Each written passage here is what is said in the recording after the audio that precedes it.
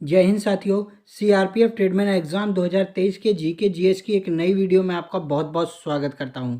दोस्तों, आप सभी का सीआरपीएफ ट्रेडमैन का एग्जाम 1 जुलाई से स्टार्ट है और अब आपके पास बहुत कम समय बचा हुआ है तैयारी करने के लिए। तो जितनी आप प्रैक्टिस कर सकते हैं उतना आपको प्रैक्टिस करना है। दोस्तों, अब आपको नया कुछ भी नहीं पढ़ना है, थोड़ा बहुत जो होगा आप नया पढ़िएगा। बाकी जितना आप पढ़ चुके हैं उसका प्रैक्टिस जरूर से करते रहिएगा ताकि सभी क्वेश्चन आपको याद रहें और एग्ज़ाम के टाइम दोस्तों आप कंफ्यूज ना हो और ज़्यादा से ज़्यादा क्वेश्चन अटेम्प्ट कर पाएँ। तो प्रैक्टिस जरूर से करते रहिएगा। दोस्तों, यह प्रैक्टिस आपके एग्ज़ाम के पॉइंट ऑफ व्यू से मोस्ट इंपॉर्टेंट होने वाली है, तो जरूर से लास्ट तक देखिएगा। हर क्वेश्चन को हो सके तो नोट डाउन करके याद करते चलिएगा। तो चलिए साथियों, आज की वीडियो की शुरुआत करता हूं बिना किसी देरी के। लेकिन उससे पहले चैनल पर नए हो तो सब्सक्राइब करके नोटिफिकेशन बेल को ऑल पर सेट कर लीजिएगा, जिससे दोस्तों कोई भी वीडियो आए तो सबसे पहले आपको नोटिफिकेशन मिल जाए। तो चलिए साथियों, आज की वीडियो की शुरुआत करते हैं। तो साथियों, आज की वीडियो का फर्स्ट क्वेश्चन है, निम्न में से कौन सी नदी है जो डेल्टा नहीं बनाती है? कौन सी ऐसी नदी है जो डेल्टा नहीं बनाती है? कौन सा ऑप्शन राइट हो जाता है?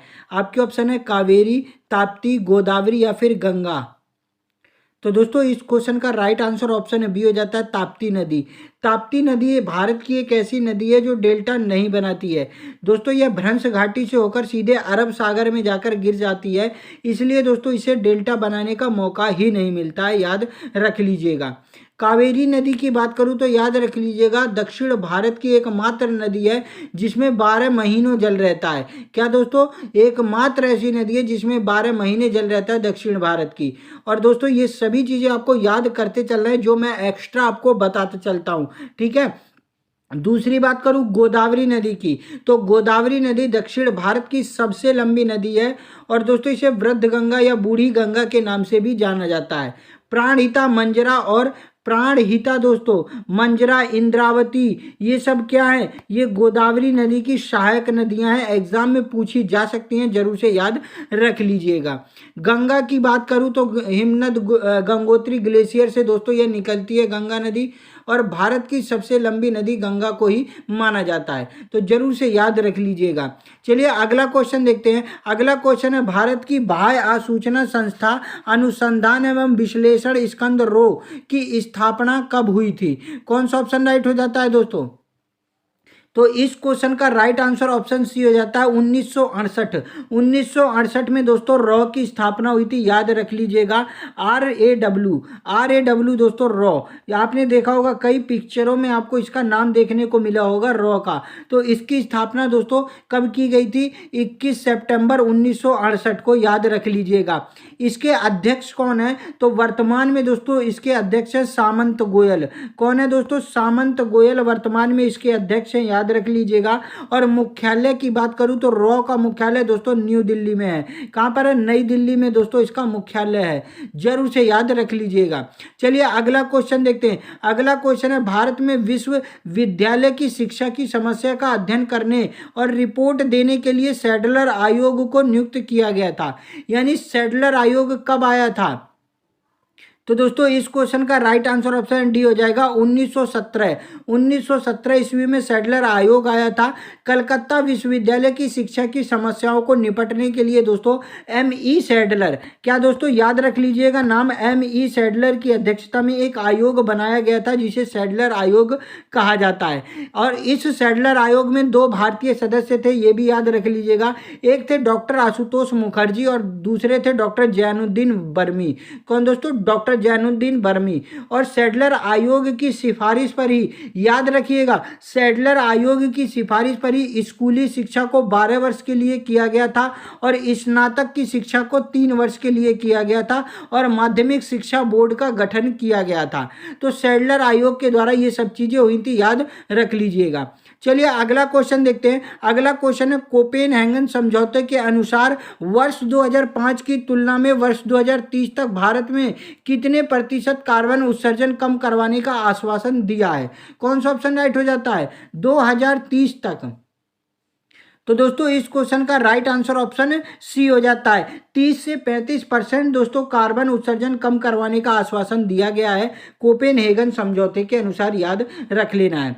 चलिए अगला क्वेश्चन देखते हैं। अगला क्वेश्चन है वृषभ चक्र और अश्वयुक्त सारनाथ का सिंह चतुर्भुज स्तंभ शीर्ष राष्ट्रीय प्रतीक के रूप में भारत सरकार द्वारा कब अपनाया गया था? यानी जो सारनाथ का स्तंभ है वो कब अपनाया गया था भारत सरकार के द्वारा, राष्ट्रीय चिन्ह जिसे कहा जाता है। तो दोस्तों इस क्वेश्चन का राइट आंसर हो जाता है आपका 26 जनवरी 1950। 26 जनवरी 1950 को दोस्तों सारनाथ का स्तंभ अपनाया गया था जिसे राष्ट्रीय चिन्ह के नाम से जाना जाता है। ये चीज आपको जरूर से याद रख लेना है। चलिए अगला क्वेश्चन देखते हैं। अगला क्वेश्चन है दोस्तों आपका पश्चिमी घाट किस प्रकार के वर्षण के माध्यम से वर्षा प्राप्त करते हैं? पश्चिमी घाट किस प्रकार के वर्षण के माध्यम से वर्षा प्राप्त करते हैं? तो दोस्तों इस क्वेश्चन का राइट आंसर ऑप्शन ये हो जाता है पर्वतीय वर्षण के माध्यम से वर्षा प्राप्त करते हैं पश्चिमी घाट, याद रख लेना है। चलिए नेक्स्ट क्वेश्चन देखते हैं। अगला क्वेश्चन है भारतीय संविधान में संशोधन लाने के लिए कितनी पद्धतियां हैं? भारतीय संविधान में संशोधन लाने के लिए कितनी पद्धतियों को बनाया गया है? तो दोस्तों इस क्वेश्चन का राइट आंसर ऑप्शन बी हो जाता है 3 पद्धतियां। 3 पद्धतियों को बनाया गया है भारतीय संविधान में संशोधन लाने के लिए। कौन कौन सी हैं? पहली याद रख लीजिएगा साधारण बहुमत, साधारण बहुमत लिया जाता है, आप सभी को मालूम होगा। दूसरी है आपकी विशेष बहुमत जिसमें कुछ विशेष लोग वोट डालते हैं। और तीसरी है संसद के विशेष बहुमत और आधे राज्यों के विधानमंडल के द्वारा दोस्तों क्या किया जाता है? संविधान में संशोधन लाया जाता है। तो याद रख लीजिएगा। यदि दोस्तों मैं बात करूं कि भारतीय संविधान के संशोधन का आर्टिकल कौन सा अनुच्छेद, तो 368 याद रख लीजिएगा। अनुच्छेद 368 के तहत भारतीय संविधान में संशोधन किया जाता है। चलिए नेक्स्ट क्वेश्चन देखते हैं। अगला क्वेश्चन है यमुना नदी के तट पर दीनपनाह शहर की नींव किसने रखी थी? यमुना नदी के तट पर दीनपनाह शहर की नींव, कौन सा ऑप्शन राइट हो जाएगा? तो दोस्तों इस क्वेश्चन का राइट आंसर ऑप्शन है डी हो जाता है हुमायूं। हुमायूं ने दोस्तों दीनपनाह शहर की नींव रखी थी, याद रख लीजिएगा। चलिए नेक्स्ट क्वेश्चन देखते हैं। अगला क्वेश्चन है किस राज्य के चिकमंगलुरु में मसाला पार्क स्थापित किया गया है? चिकमंगलुरु में मसाला पार्क, कौन सा ऑप्शन राइट हो जाएगा? तो दोस्तों इस क्वेश्चन का राइट आंसर ऑप्शन बी हो जाता है कर्नाटक। कर्नाटक के चिकमंगलुरु में दोस्तों मसाला पार्क स्थापित किया गया है, जरूर से याद कर लीजिएगा। इसीलिए दोस्तों कर्नाटक के चिकमंगलुरु को मसाला राज्य भी कहा जाता है। ठीक है, चलिए अगला क्वेश्चन देखते हैं। अगला क्वेश्चन है किस बैंक ने डल झील पर तैरता हुआ एक एटीएम खोला है? किस बैंक ने डल झील पर तैरता हुआ एक एटीएम खोला है? कौन सा ऑप्शन राइट हो जाएगा? तो दोस्तों इस क्वेश्चन का राइट आंसर ऑप्शन आपका ए हो जाता है भारतीय स्टेट बैंक। एसबीआई ने दोस्तों डल झील पर तैरता हुआ एक एटीएम खोला है, जरूर से याद रख लेना है। ठीक है, चलिए नेक्स्ट क्वेश्चन देखते हैं। अगला क्वेश्चन है भारत का सर्वोच्च नागरिक पुरस्कार भारत रत्न प्राप्त करने वाले पहले खिलाड़ी कौन थे? आपके ऑप्शन है अमरनाथ सिंह, कपिल देव, सचिन तेंदुलकर या फिर सौरव गांगुली, कौन सा ऑप्शन राइट हो जाता है? तो दोस्तों इस क्वेश्चन का राइट आंसर ऑप्शन सी हो जाता है सचिन तेंदुलकर। सचिन तेंदुलकर भारत का सर्वोच्च नागरिक पुरस्कार भारत रत्न प्राप्त करने वाले पहले खिलाड़ी थे। चलिए अगला क्वेश्चन देखते हैं। अगला क्वेश्चन है निम्न में से कौन सा राज्य है जो नर्मदा नदी घाटी परियोजना का हिस्सा नहीं है? नर्मदा नदी घाटी परियोजना का हिस्सा, कौन सा ऑप्शन राइट हो जाएगा? तो दोस्तों इस क्वेश्चन का राइट आंसर ऑप्शन ये हो जाता है केरल। केरल राज्य दोस्तों नर्मदा नदी घाटी परियोजना का हिस्सा नहीं है, याद रख लीजिएगा। नर्मदा नदी घाटी परियोजना का लाभ प्राप्त करने वाले 4 राज्य हैं, कौन कौन से हैं? तो मध्य प्रदेश हो गया आपका, गुजरात हो गया, राजस्थान हो गया और एक राज्य याद रख लीजिएगा महाराष्ट्र। ये 4 राज्य हैं दोस्तों, क्या है? नर्मदा नदी घाटी परियोजना का लाभ प्राप्त करने वाले राज्य हैं। चलिए अगला क्वेश्चन देखते हैं। दोस्तों यदि आपने अभी तक वीडियो को लाइक नहीं किया तो प्लीज़ वीडियो को एक लाइक जरूर से कर दीजिएगा, अपने सभी फ्रेंड्स में शेयर कर दीजिएगा। चैनल पर नए हो तो सब्सक्राइब करके नोटिफिकेशन बेल को जरूर से ऑन पर सेट कर लीजिएगा। डेली दोस्तों आप सभी के लिए मैं जीके जीएस और करंट अफेयर्स हिंदी के प्रैक्टिस सेट इस चैनल पर लेकर आता रहता हूँ, तो चैनल को जरूर से एक बार सब्सक्राइब कर लीजिएगा। और दोस्तों हर वीडियो की PDF नोट्स आप सभी को टेलीग्राम चैनल पर प्रोवाइड करा दी जाती है, तो टेलीग्राम चैनल को जरूर से ज्वाइन कर लीजिएगा। टेलीग्राम चैनल की लिंक मैंने वीडियो के डिस्क्रिप्शन में दे दी है, ठीक है ना। चलिए दोस्तों नेक्स्ट क्वेश्चन देखते हैं। अगला क्वेश्चन है आपका, भारत की निर्वाचन पद्धति किस देश की पद्धति के अनुरूप है? निर्वाचन पद्धति, कौन सा ऑप्शन राइट हो जाएगा? तो दोस्तों इस क्वेश्चन का राइट आंसर ऑप्शन बी हो जाता है ब्रिटेन। भारत की निर्वाचन पद्धति ब्रिटेन देश की पद्धति के अनुरूप है। चलिए अगला क्वेश्चन देखते हैं। अगला क्वेश्चन है, वित्त आयोग का गठन किस अनुच्छेद के तहत किया जाता है? वित्त आयोग का गठन, दोस्तों कोई भी एग्जाम हो, चाहे आपका सीआरपीएफ ट्रेडमैन का एग्जाम हो, चाहे एसएससी का कोई भी एग्जाम हो, चाहे यूपी पुलिस का कोई एग्जाम हो, हर एग्जाम में जीके ऐसी देखने को मिलती है कि बच्चे 10 या 12 क्वेश्चन ही अटेम्प्ट कर पाते हैं। तो उसी तरीके से आपको प्रिपरेशन करके चलना है कि आप ज़्यादा से ज़्यादा क्वेश्चन अटेम्प्ट कर पाएं। वीडियो को लास्ट तक जरूर से देखा करिएगा, क्योंकि हर क्वेश्चन आपके एग्जाम के पॉइंट ऑफ व्यू से मोस्ट इंपॉर्टेंट होता है और ऐसे क्वेश्चन एग्जाम में पूछे जाते हैं। तो इसलिए जरूर से हर क्वेश्चन को नोट डाउन करते चलिएगा, ताकि आप एग्जाम में जीके के ज्यादा से ज्यादा क्वेश्चन अटेम्प्ट कर पाएं। क्योंकि दोस्तों बच्चा हिंदी, मैथ और रीजनिंग इनके क्वेश्चन अटेम्प्ट कर ही लेता है, लेकिन सबसे ज़्यादा दिक्कत उसे जीके जीएस में ही आती है। तो अब की बार भी आपको ऐसी दिक्कत ना हो, तो इसलिए अपनी तैयारी करते चलिएगा। जितना आप याद कर रहे हैं प्रैक्टिस जरूर से करते रहिएगा, ताकि आप ज़्यादा से ज़्यादा क्वेश्चनों को अटेम्प्ट कर पाएँ। और करंट अफेयर्स डेली जरूर से आप याद करते रहिएगा। काफ़ी सारे चैनल मिल जाएंगे आपको करंट अफेयर्स के, तो करंट अफेयर्स जरूर से याद करते चलिएगा, ठीक है ना दोस्तों। चलिए अगला क्वेश्चन है, इसका आंसर बताइए, वित्त आयोग का गठन किस अनुच्छेद के तहत किया जाता है? तो दोस्तों इस क्वेश्चन का राइट आंसर ऑप्शन बी हो जाता है, आर्टिकल 280 के तहत वित्त आयोग का गठन किया जाता है। याद रख लीजिएगा। और पहला वित्त आयोग का गठन 1951 ईस्वी में किया गया था। और उस समय अध्यक्ष कौन थे? पहले तो केसी नियोगी अध्यक्ष थे, जरूर से याद रख लीजिएगा। वर्तमान में दोस्तों 15वां वित्त आयोग चल रहा है और अध्यक्ष जहां तक एनके सिन्हा है, याद रख लेना है। और ये 2025 तक इसका कार्यकाल रहेगा, 15वां जो वित्त आयोग है। वित्त आयोग का कार्यकाल कितने वर्ष का होता है? 5 वर्ष का होता है। और इसका गठन कौन करते हैं? तो राष्ट्रपति इसका गठन करते हैं, ये भी आपको जरूर से याद रख लेना है। चलिए अगला क्वेश्चन देखते हैं। अगला क्वेश्चन है, किस देश के साथ भारत ने पुनात संगचू वन बिजली परियोजना पर अमल करने के लिए एक द्विपक्षीय समझौते पर हस्ताक्षर किया है? कौन सा ऑप्शन राइट हो जाता है दोस्तों? पुनात संगचू वन बिजली परियोजना, कौन सा ऑप्शन राइट हो जाएगा? तो दोस्तों इस क्वेश्चन का राइट आंसर ऑप्शन है सी हो जाता है, भूटान। भूटान के साथ दोस्तों यह समझौता हुआ है, जिसमें दोस्तों पुनात संगचू वन बिजली परियोजना पर बात करने की बात कही गई है, जरूर से आपको याद रख लेना है।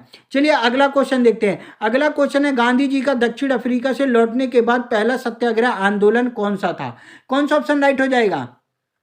तो दोस्तों इस क्वेश्चन का राइट आंसर हो जाता है चंपारण सत्याग्रह आंदोलन। गांधी जी ने 1917 में शुरू किया था और गांधी जी दक्षिण अफ्रीका से 1915 में भारत आए थे, इसलिए दोस्तों चंपारण सत्याग्रह को गांधी जी का पहला आंदोलन माना जाता है, याद रख लीजिएगा। चलिए अगला क्वेश्चन देखते हैं। अगला क्वेश्चन है, लोकपाल बिल पर किस राष्ट्रपति ने हस्ताक्षर किए थे? लोकपाल बिल पर किस राष्ट्रपति ने हस्ताक्षर किए थे? आपके ऑप्शन है एपीजे अब्दुल कलाम, प्रणब मुखर्जी, द्रौपदी मुर्मू या फिर इनमें से कोई नहीं। कौन सा ऑप्शन राइट हो जाएगा? तो दोस्तों इस क्वेश्चन का राइट आंसर ऑप्शन बी हो जाता है प्रणब मुखर्जी। प्रणब मुखर्जी ने दोस्तों लोकपाल बिल पर हस्ताक्षर किए थे। कब किए थे? तो याद रख लीजिएगा 19 मार्च 2019 को दोस्तों, 19 मार्च 2019 को लोकपाल बिल पे हस्ताक्षर किए थे राष्ट्रपति जी ने। और पहले लोकपाल कौन थे? तो याद रख लीजिएगा पिनाकी चंद्र घोष। कौन दोस्तों? पिनाकी चंद्र घोष पहले लोकपाल थे, ये भी आपको जरूर से याद रख लेना है। चलिए अगला क्वेश्चन देखते हैं। अगला क्वेश्चन है दोस्तों आपका, 17वीं सदी में किस सिख गुरु ने दारा सिखों को पनाह दी थी? कौन सा ऑप्शन राइट हो जाएगा? 17वीं सदी में किस सिख गुरु ने दारा सिखों को पनाह दी थी? तो दोस्तों इस क्वेश्चन का राइट आंसर हो जाता है ऑप्शन बी, गुरु हरराय। गुरु हरराय ने दोस्तों दारा सिखों को 17वीं शताब्दी में पनाह दी थी।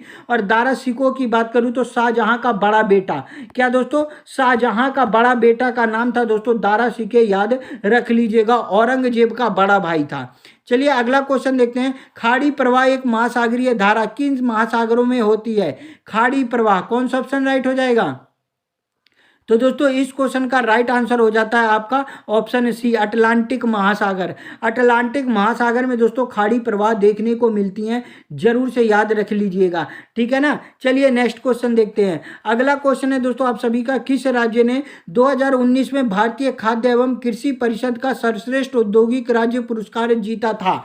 कौन सा ऑप्शन राइट हो जाता है? ऐसे क्वेश्चन दोस्तों आपको एग्जाम में देखने को मिल सकते हैं, तो बताइए कौन सा ऑप्शन राइट हो जाएगा। तो दोस्तों इस क्वेश्चन का राइट आंसर ऑप्शन है डी हो जाता है, पंजाब। पंजाब ने दोस्तों 2019 में भारतीय खाद्य एवं कृषि परिषद का सर्वश्रेष्ठ औद्योगिक राज्य पुरस्कार जीता था। चलिए नेक्स्ट क्वेश्चन देखते हैं। अगला क्वेश्चन है, आंत में मौजूद सूक्ष्म जीव गट फ्लोरा, कौन सा दोस्तों गट फ्लोरा द्वारा कौन सा विटामिन का उत्पादन किया जाता है? कौन सा ऑप्शन राइट हो जाएगा दोस्तों? तो इस क्वेश्चन का राइट आंसर हो जाता है दोस्तों ऑप्शन सी, विटामिन के। विटामिन के दोस्तों गट फ्लोरा उत्पादन करता है, याद रख लीजिएगा। रक्त का थक्का बनाने में कौन मदद करता है? तो विटामिन के ही दोस्तों रक्त का थक्का बनाने में मदद करता है, जरूर से याद रख लीजिएगा।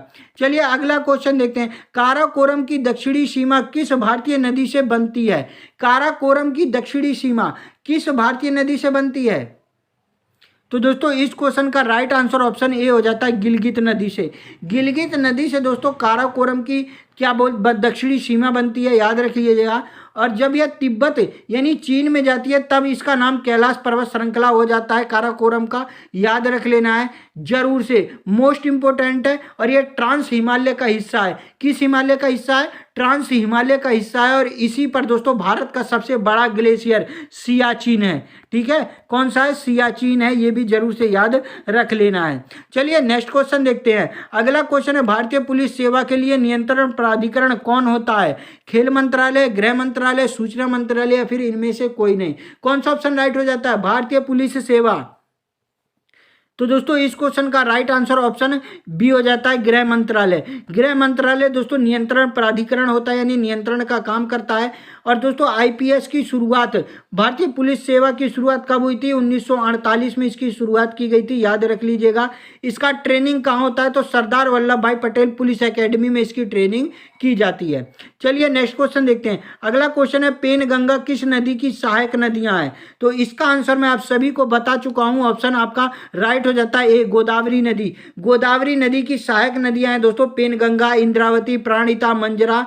ये सब चीजें आपको जरूर से याद रख लेना है। किन किन राज्यों से दोस्तों गोदावरी नदी होकर निकलती है? तो महाराष्ट्र से होकर निकलती है। किस राज्य से? महाराष्ट्र से होकर निकलती है, MH।